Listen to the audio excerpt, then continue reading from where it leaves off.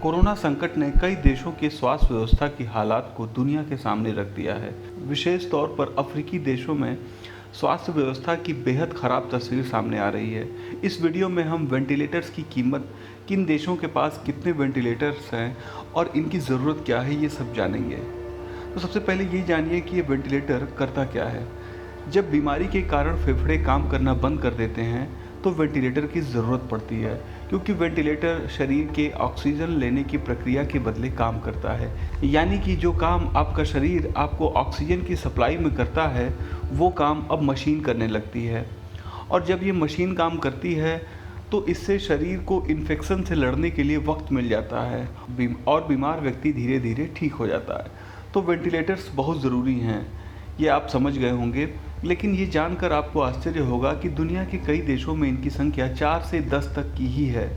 तो आइए जानते हैं किस देश के पास कितने वेंटिलेटर हैं। सबसे पहले दक्षिणी सूडान की बात करें तो अफ्रीकी महाद्वीप के इस देश की आबादी तो 1.2 करोड़ है, लेकिन इंटरनेशनल रेस्क्यू कमेटी के आंकड़ों के मुताबिक यहाँ पर सिर्फ 4 वेंटिलेटर्स हैं। देश में इंटेंसिव केयर यूनिट यानी कि ICU के मात्र 24 बेड्स हैं, यानी कि 30 लाख लोगों के लिए यहाँ पर मात्र 1 वेंटिलेटर है।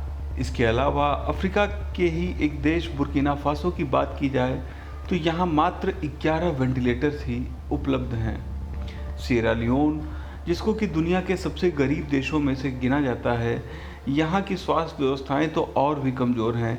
यहाँ पूरी आबादी के लिए मात्र 13 वेंटिलेटर मौजूद हैं।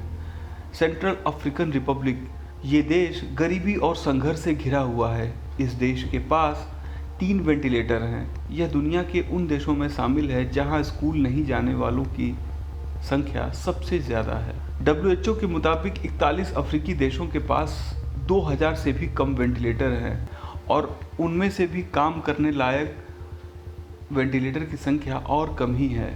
WHO के अनुसार 5 व्यक्तियों में से एक को कोरोना वायरस की चपेट में आने पर अस्पताल में दाखिल कराना पड़ता है। वेनेजुएला की आबादी 3.2 करोड़ है, लेकिन यहाँ पर ICU के मात्र 84 बेड्स हैं। इससे आप अंदाज़ा लगा लीजिए कि वेनेजुएला की चिकित्सकीय व्यवस्थाएं किस स्तर की हैं। और इसके साथ ही वेनेजुएला के 90% हॉस्पिटल्स के पास मेडिसिन की भारी किल्लत है।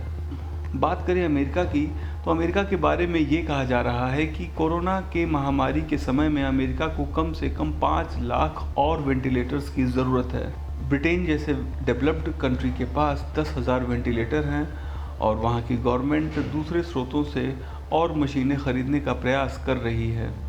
एक वेंटिलेटर की कीमत 2 लाख से लेकर के 10 लाख तक के बीच होती है और उसकी वेंटिलेटर में उपलब्ध सुविधाओं के अनुसार उसके रेट में परिवर्तन होता रहता है।